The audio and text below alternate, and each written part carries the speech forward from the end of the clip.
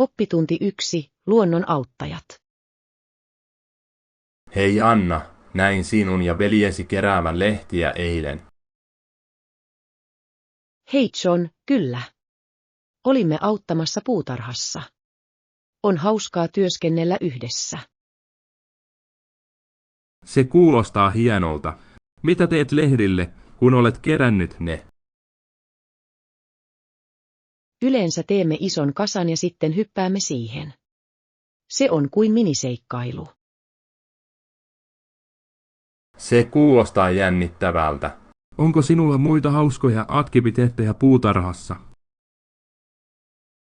Joskus istutamme kukkia tai vihanneksia. On palkitsevaa nähdä niiden kasvavan. Rakastan sitä. Puutarhanhoito opettaa kärsivällisyyttä ja huolellisuutta. Onko sinulla suosikkikasvi? Pidän todella auringonkukista. Ne on niin valoisia ja iloisia. Auringonkukat on kauniita. Ne saavat minut aina hymyilemään. Kasvatatko niitä joka vuosi? Kyllä, teemme. Ne houkuttelevat perhosia, mikä on toinen bonus. Se on kiehtovaa. Olen kuullut, että perhoset ovat tärkeitä pölytyksen kannalta. Täsmälleen. Ne auttavat kukkia kasvamaan ja tuottamaan siemeniä. Luonto on ihmeellinen, eikö? Täysin. On hienoa, että sinä ja veljesi autat ympäristöä. Kiitos. Pyrimme tekemään osamme, jopa pienillä teoilla. Jokainen pieni osa auttaa. Mikä on seuraava projektisi puutarhassa? Harkitsemme kompostikasan tekemistä. Mitä mieltä olette? Se on hyvä idea. Se vähentää jätettä ja palauttaa ravinteita maaperään. Oikein. En malta odottaa aloitusta. Kyse on ympäristöystävällisyydestä. Ehdottomasti.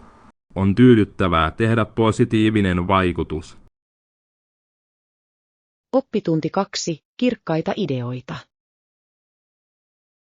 Hei Anna, oletko harkinnut kotisi valojen vaihtamista? Hei John, kyllä. Haluan vaihtaa LED-valoihin. Ne ovat tehokkaampia, eikö?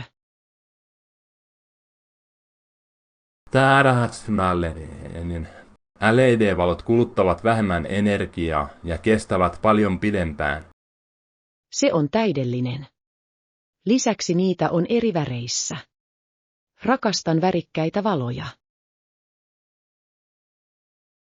Minä myös. Niiden avulla voit luoda erilaisia tunnelmia.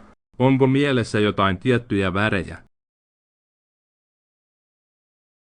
Ajattelen lämpimän valkoista olohuoneeseen ja sinistä makuuhuoneeseeni. Hienoja valintoja. Sininen voi olla rentouttava, varsinkin yöllä. Kyllä. Haluan myös irrottaa käyttämättömät laitteet sähkön säästämiseksi. Se on fiksu liike. Monet laitteet käyttävät edelleen virtaa, vaikka ne olisivat pois päältä. Täsmälleen. On yllättävää, kuinka paljon voimme säästää energiaa olemalla tietoisia. Varmasti. Oletko tarkistanut sähkölaskusi viime aikoina? Ei äskettäin, mutta olen utelias näkemään, onko muutosten jälkeen eroa. Tulee olemaan mielenkiintoista seurata. Pienillä muutoksilla voi olla suuria vaikutuksia. Täysin. Haluan olla ympäristötietoisempi jokapäiväisessä elämässäni. Se on upea maali. Jokainen askel on tärkeä kohti vihreämpää planeettaa. Olen samaa mieltä. Kannustetaan muitakin tekemään samanlaisia muutoksia. Ehdottomasti. Yhdessä voimme innostaa useampia ihmisiä olemaan energiatehokkaita. Oppitunti 3. Värikkäitä valintoja. Hei Anna, kuulin, että olet sisustamassa huonettasi uudelleen. Hei John, kyllä. Haluan maalata seinät ilmeikkäillä ja eloisilla sävillä. Se kuulostaa jännittävältä. Mitä värejä harkitset? Ajattelen kirkasta turkoosia ja aurinkoista keltaista. Ne todella energisoivat tilaa. Ne ovat mahtavia valintoja. Niiden on saatava huone tuntumaan eloisalta ja iloiselta. Täsmälleen. Haluan myös lisätä värikkäitä taideteoksia, jotka sopivat seiniin. Taide voi todella parantaa tunnelmaa. Onko sinulla mielessäsi tiettyjä osia? Etsin abstrakteja maalauksia, joissa käytetään rohkeita värejä. Ne iskevät seiniä vasten. Se on fiksu idea. Eri tyylejä yhdistämällä voi luoda ainutlaatuisen ilmeen. Kyllä. Ja haluan sisällyttää myös joitain kasveja. Vihreä lisää kivan vaikutuksen. Täysin. Kasvit tuovat elämään huoneeseen ja parantavat ilmanlaatua. Oikein. Lisäksi ne ovat kauniita katsella. Oletko koskaan maalannut huonetta? Minulla on. Se on paljon työtä, mutta erittäin palkitsevaa, kun se on tehty. Voin kuvitella. Tarvitsen ehdottomasti apua maalaamiseen. Autan mielelläni. Yhdessä tekeminen on aina hauskempaa. Kiitos, John. Voimme kuunnella musiikkia maalatessamme tehdäksemme siitä nautinnollisen. Hieno idea. Musiikki tekee tehtävistä aina hauskempaa. Mikä on suosikkisoittolistasi? Rakastan iloisia biisejä. Se pitää energian korkealla, kun työskentelemme. Kuulostaa täydelliseltä. En malta odottaa, että näen valmiin huoneen. Oppitunti 4. Muotiloidet. Hei Anna, näin sinut uudessa mekossa toissapäivänä. Hei John, kyllä. Minulla on kukkainen mekko ja raidallinen mekko. Molemmat ovat polven mittaisia.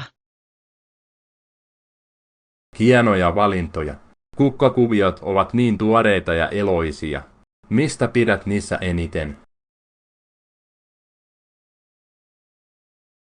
Rakastan kuinka ne voivat piristää asuani ja tanelmaani.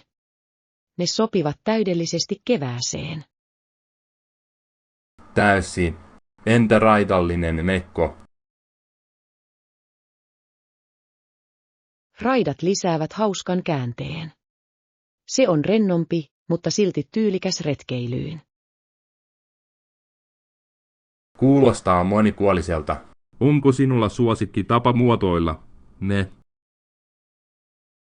Yhdistän kukkaisen mekon yleensä farkkutakin ja sandaalien kanssa. Se on hieno yhdistelmä. Enin täydentää todella kukkakuvioita. Täsmälleen. Raidallista mekkoa varten käytän sitä mielelläni vyöllä, joka korostaa vyötäröäni. Älykäs valinta. Vyöt voivat todella muuttaa mekon ulkonäköä. He tekevät. Asusteet vaikuttavat suuresti siihen, miltä asu tuntuu. Mitä lisävarusteita yleensä valitset? Tykkään käyttää statement-korvakoruja. Ne lisäävät persoonallisuutta. Se on hauska idea. Pidätkö lisävarusteistasi enemmän rohkeista väreistä vai hienovaraisemmista sävyistä?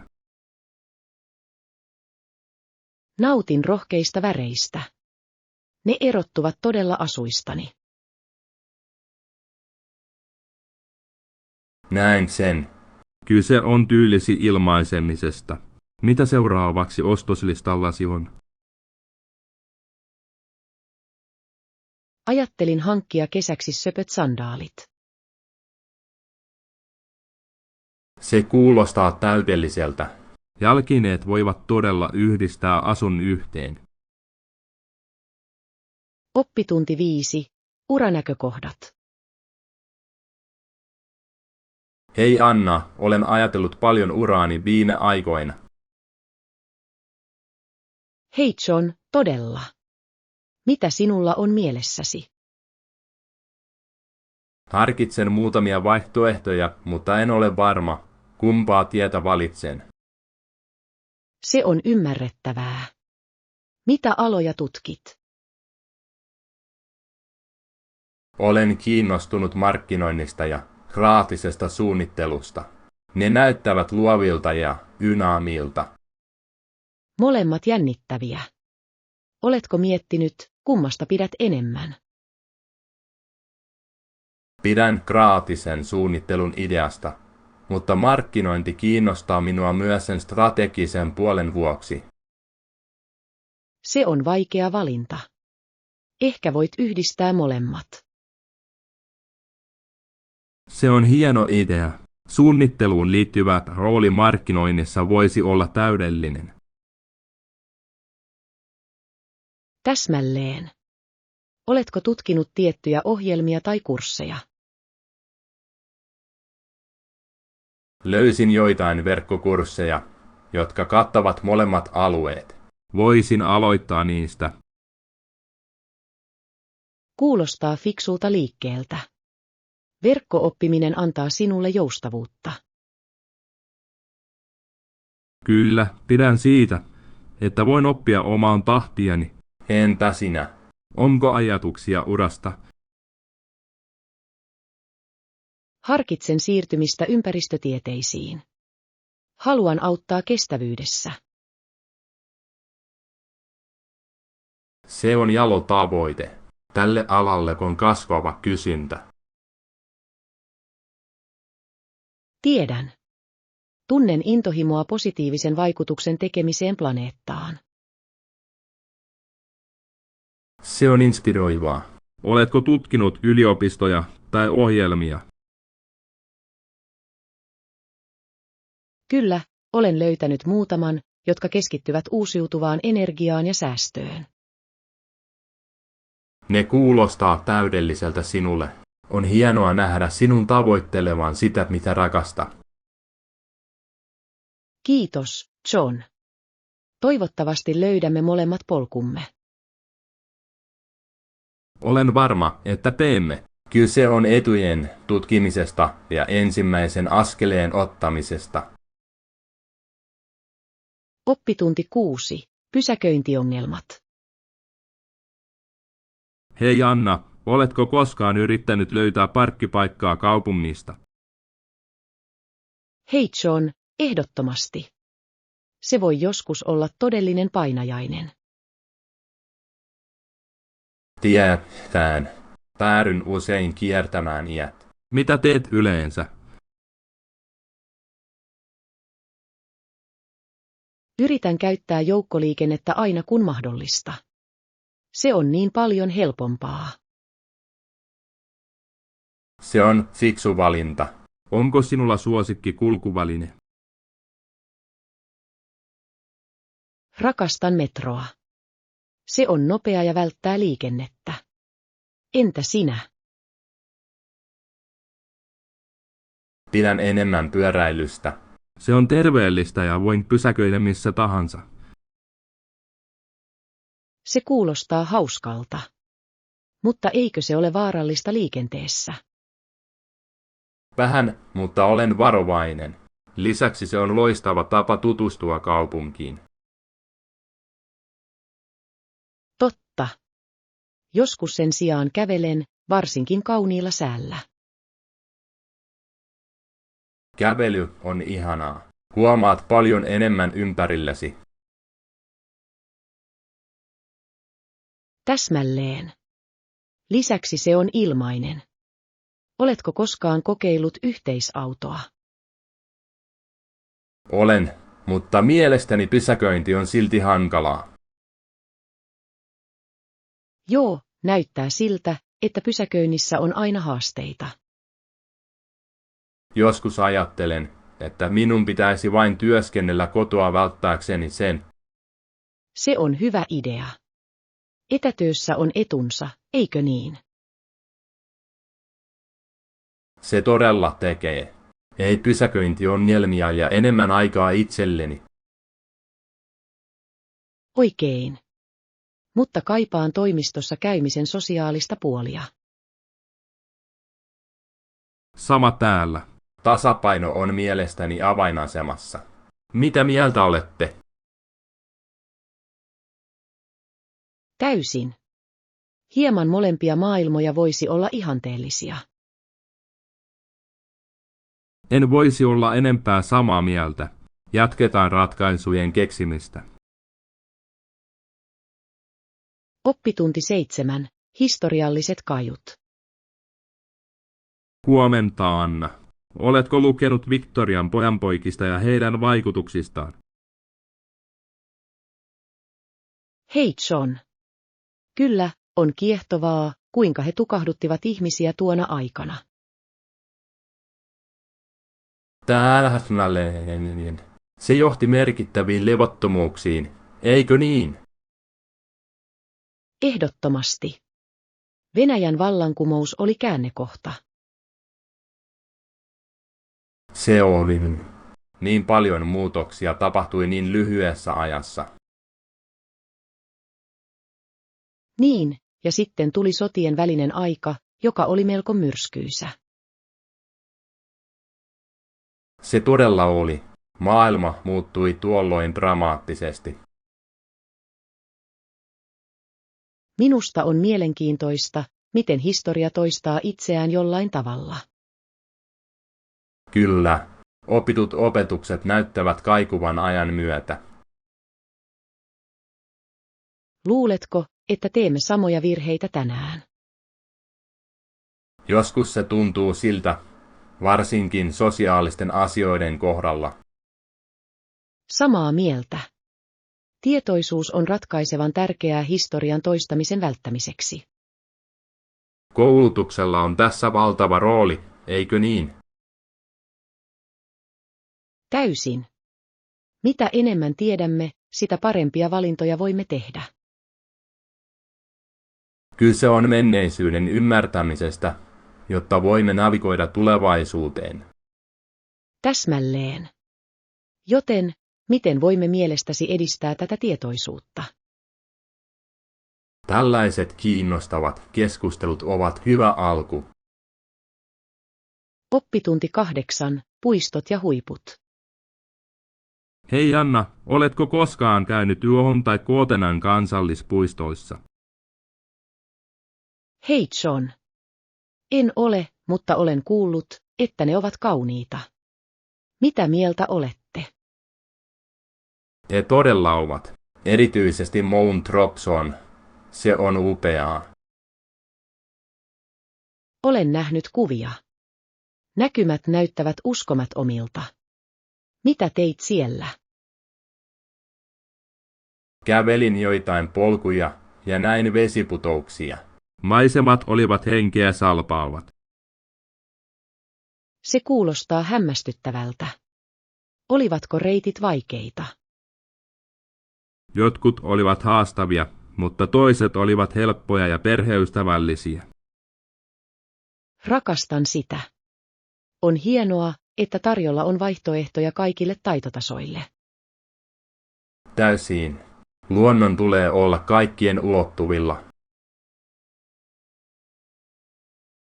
Tykkäätkö vaeltaa vai vain rentoutua luonnossa? Nautin molemmista. Vaellus antaa minulle seikkailun tunteen.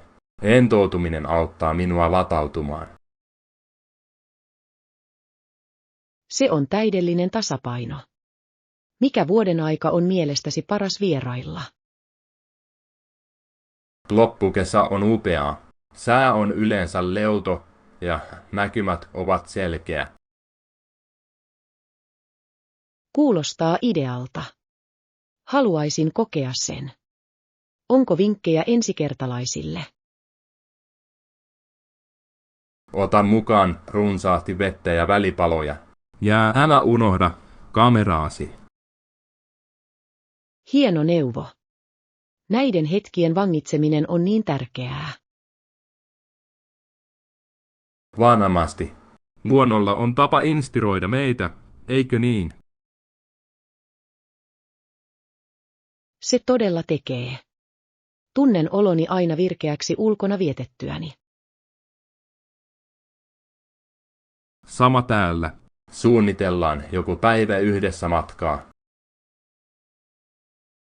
Oppitunti 9, Shopping Adventures. Huomenta, Anna. Oletko jo löytänyt täydellisen asun? Hei John. Ei vielä, mutta aion selata eri kauppoja lähiaikoina. Se kuulostaa jännittävältä. Mitä tyyliä etsit? Haluan jotain rentoa mutta tyylikästä, ehkä kivan mekon. Mekko kuulostaa ihanalta.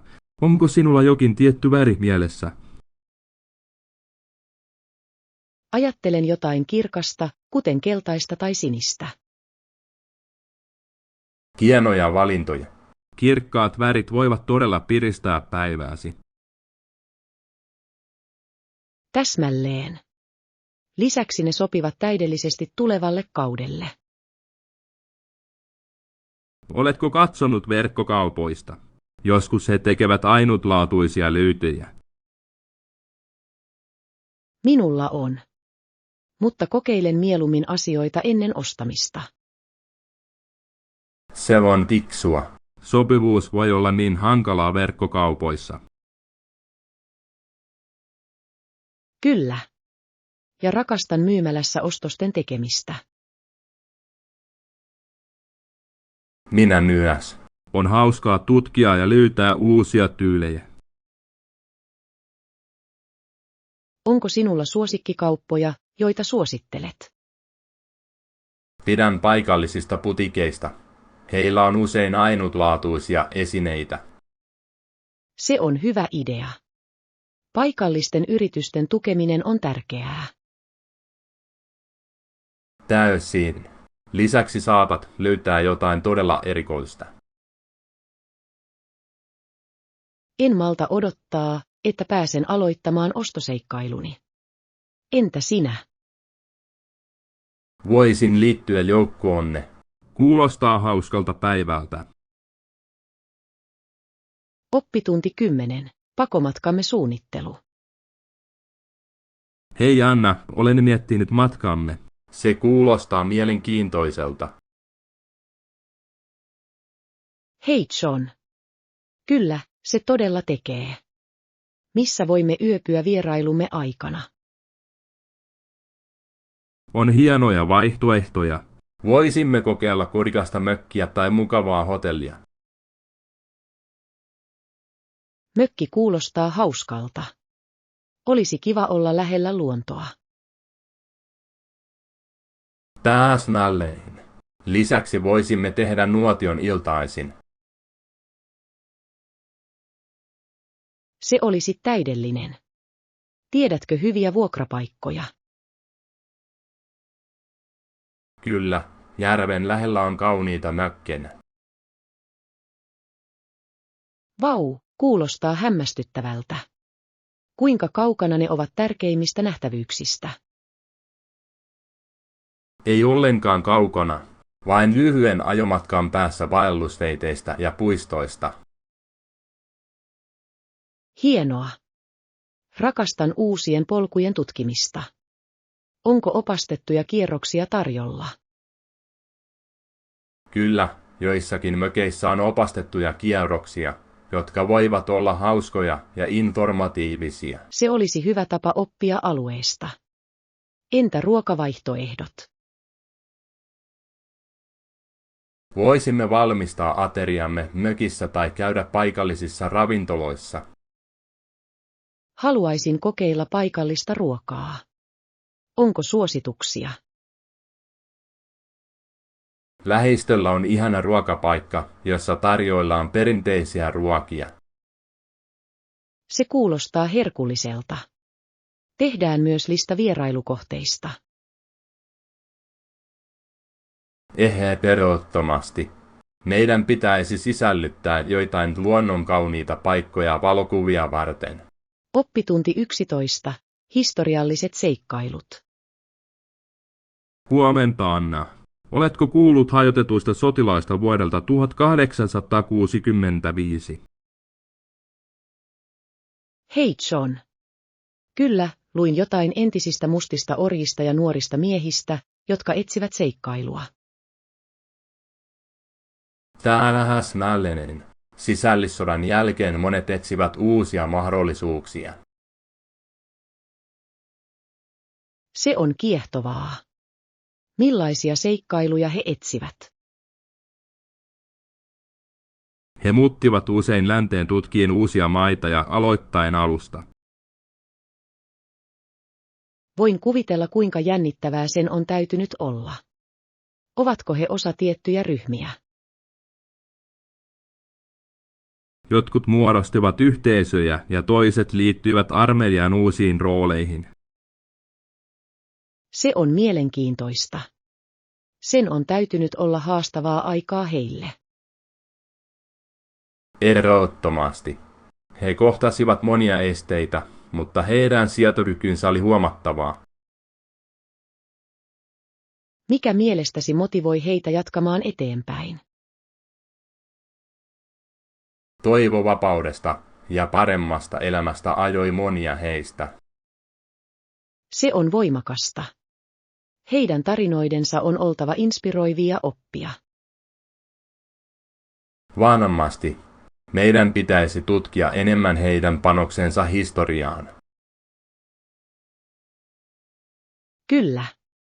Heidän kamppailunsa ymmärtäminen voi auttaa meitä arvostamaan nykyhetkeämme.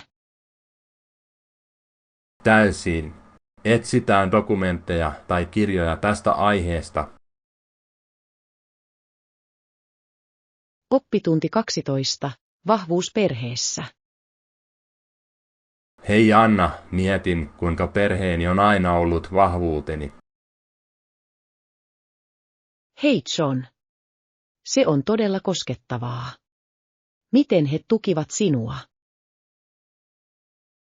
Aina kun tunsin olevani heikko tai epävarma, he olivat siellä nostamassa minua. Se on upeaa. On hienoa, että meillä on tällainen tukijärjestelmä. Täsmällinen. Vanhempani opettivat minulle kestävyyttä omien kamppailujensa kautta. Se on inspiroivaa. Onko sinulla jokin erityinen muisti, joka erottuu? Kyllä, muistan vaikean ajan koulussa, jolloin halusin luovuttaa. Mitä he tekivät auttaakseen sinua selveytymään siitä? He rohkaisivat minua jatkamaan yrittämistä ja muistuttivat vahvuuksistani. Se on voimakasta. Positiivinen vahvistus voi tehdä tällaisen eron. Varmasti. Se todella muokkasi suhtautumistani haasteisiin. Olen samaa mieltä. Perheen tuki voi auttaa meitä voittamaan niin paljon. Koetko, että perheesi antaa sinulle myös voimaa? Täysin. Aina kun kohtaan vaikeuksia, tukeudun niihin. On hämmästyttävää, kuinka tämä yhteys voi motivoida meitä, eikö niin? Kyllä. Se muistuttaa meitä siitä, että emme ole koskaan todella yksin taisteluissamme. Täsmällinen. Voidaan vaalia näitä suhteita ja jatkaa niiden rakentamista. Oppitunti 13. Yleismiestyön neuvotteleminen. Hei Anna, kuulin, että etsit yleismiestä tekemään töitä kotiisi. Haittaako jos katsoisin? Oi hei John. Kyllä, olen aikonut tehdä pieniä korjauksia. Tarjoatko palveluitasi?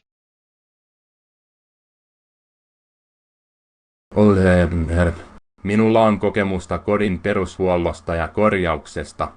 Kuinka paljon aiot maksaa tunnilta? Tällä alueella kurssi on yleensä noin 15 juania tunnissa. Toimiiko se sinulle? 15 juania. Se näyttää vähän jyrkältä. Eikö niin? Ajattelin enemmän noin 10 juania tunnissa.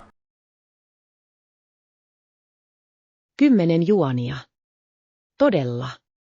Se on melko alhainen ammattitaitoiselle työvoimalle. Useimmat yleismiehet veloittavat täällä vähintään 15 juania. Näin.